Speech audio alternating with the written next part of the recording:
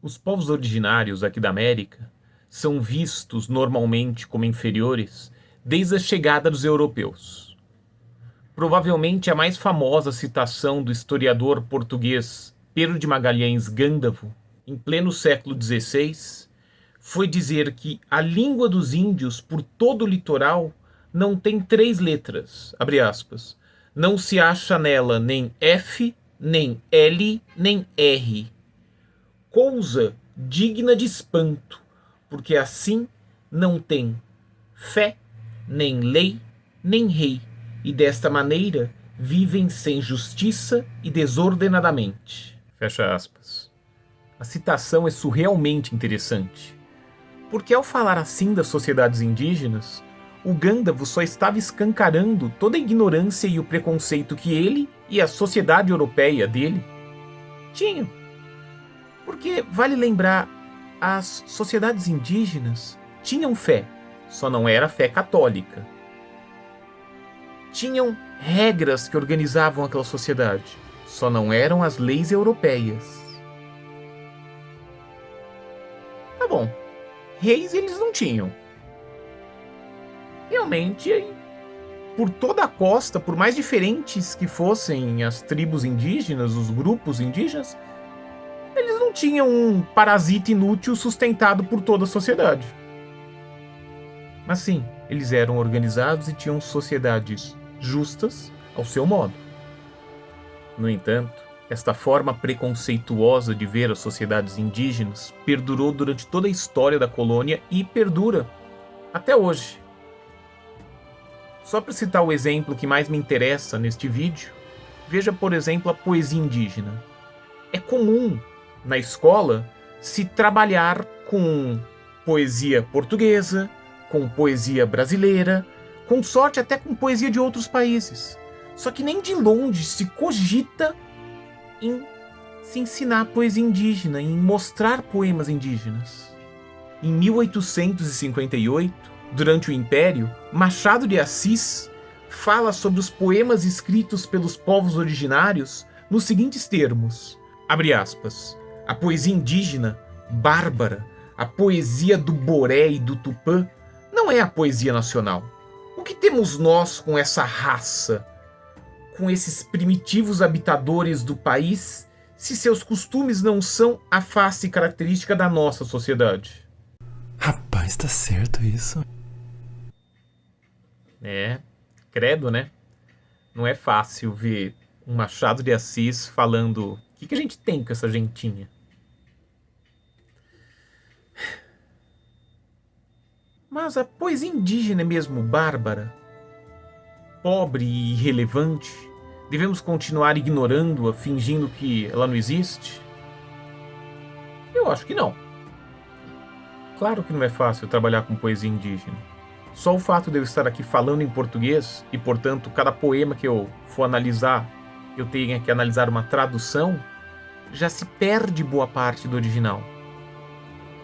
Além disso, como boa parte das sociedades indígenas não tinha domínio sobre a escrita, muito do que se produziu de poemas se perdeu.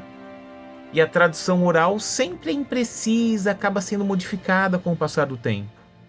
Mas isso é desculpa para não se trabalhar com a arte indígena? Eu acho que não. É perder muito se a gente escolher ignorá-la.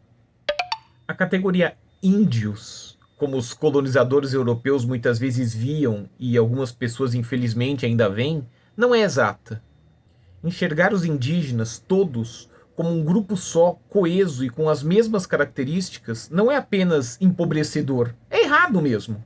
Beira aquela visão de que a África é um país e que todo mundo que vive lá vive na extrema pobreza.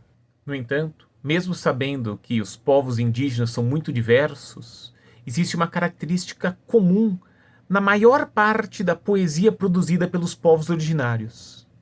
Uma característica que foi se perdendo da poesia europeia nos últimos 5 séculos. A poesia indígena é performática. Desde o século XIV, quando o trovadorismo entrou em decadência, a poesia europeia foi se tornando bem letrinha no papel. pouca performance.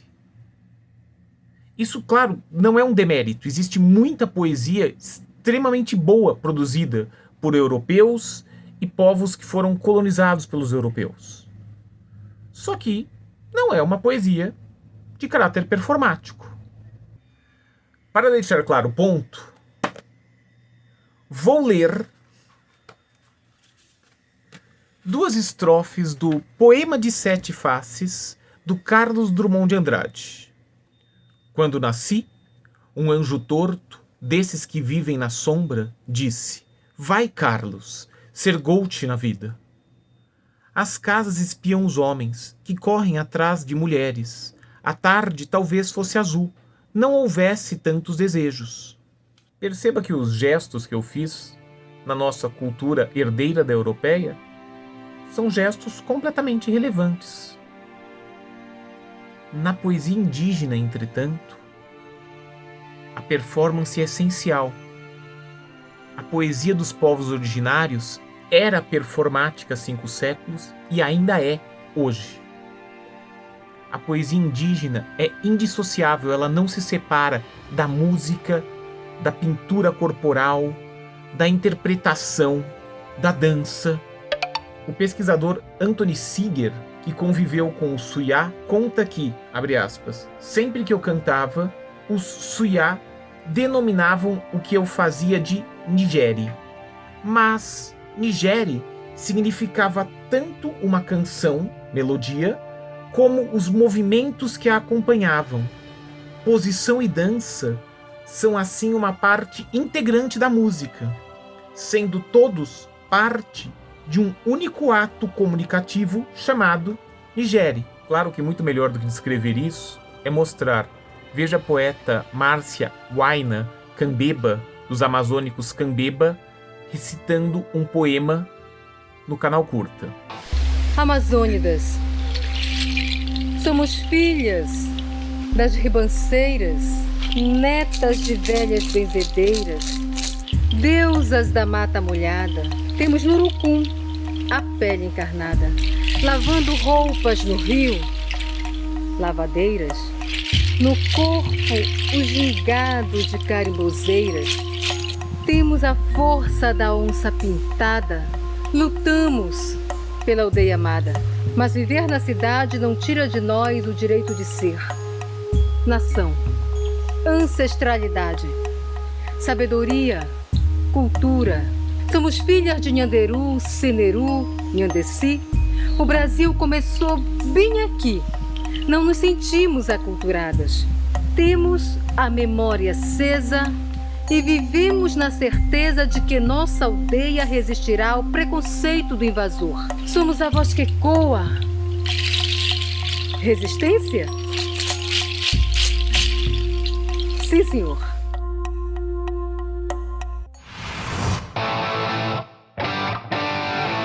Deu para perceber, além das palavras, a utilização de sons, a pintura corporal, a interpretação.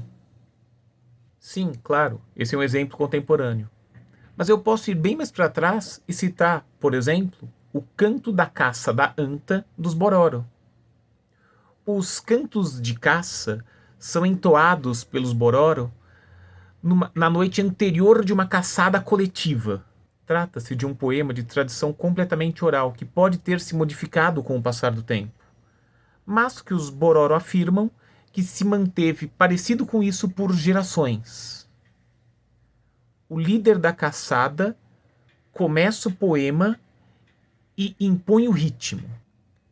Que lindas as antas, que lindas patas, que lindos quartos, que linda a fronte, que lindo dorso, que lindas unhas, que lindo peito, que lindos lábios, que linda orelha, que linda cabeça de anta. Sou a anta, meu choro está nas cores do caçador. Sou a anta, meu choro está no enfeite do caçador. Sou a anta, meu choro está no colar do caçador. Sou a anta, meu choro está nos cabelos presos do caçador. As flechas dele são tão belas como um dourado. As flechas dele são tão belas como uma flor. As flechas dele são tão belas como uma arara. As flechas dele são tão fatais como uma cascavel. E aí, o que achou? A poesia indígena é mesmo bárbara e pobre com todas essas repetições? Nada disso. Não se esqueça que isso é um recurso literário utilizado por um monte de poetas consagrados chamado paralelismo. Voltando a citar Drummond no seu poema de Sete Faces, mundo, mundo, vasto mundo. Se eu me chamasse Raimundo, seria uma rima, não seria uma solução. Mundo, mundo, vasto mundo, mais vasto é meu coração. E aí? Quando é Drummond, a gente tem que admirar, publicar pelas melhores editoras, ensinar em escolas, cobrar no vestibular? Mas quando é a poesia indígena, a gente tem que chamar de bárbaro e pobre? Se algo empobreceu o canto da caça da anta, fui eu recitando. Dessa forma de tradição europeia, sem performance, em português. Portanto, vamos ver os Bororo entoando um canto em sua própria língua.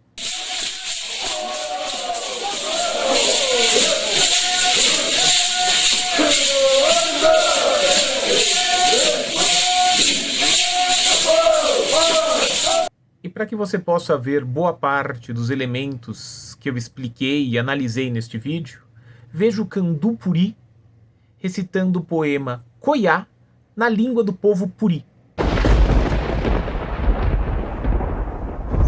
Koya, koya, koya, ayamo, eni dietimun koya, ayamo, eni panike andombo, nanhamo, eni timel, nepalamã, gaiudo, gaiudo, gaiudo, ayamo, eni dietimun gaiudo, alme, cre, anserram canjana, arete, cuitia da cambona, ei, brochen, brochen, brochen, ayamo, eni dietimun brochen, brochen boa, gaiudo, capuno, mito panguara, agarro, omi, vemu, nhaman concusa baiuna, erequema, cará, anemuia, nat apa e metlon, dai chapuco apa endondo, apa erequema, amate urrim, mligape on natapa, macu e tequarachu, lonque montai e tequarachu, nhauera ronquemun e tequarachu, erequema sate e tequarachu, e macu e tequarachu. Lonque montai e tequarachu, nhauera ronquemun e tequarachu, erequema sate e tequarachu, e gran ré, quaitequindo puri. Por fim, vale citar o Ailton Krenak, nos lembrando que Nós estamos em guerra. Eu não sei por que você está me olhando com essa cara tão simpática. Nós estamos em guerra. O seu mundo e o meu mundo estão em guerra. Os nossos mundos estão todos em guerra. em uma guerra existem várias formas de atacar o outro. Ignorar a cultura do outro, invisibilizá-la, diminuí-la. Tudo isso são armas. Só que uma arma que atinge, inclusive, quem atira. Pois toda a sociedade só perde ignorando a rica tradição artística indígena.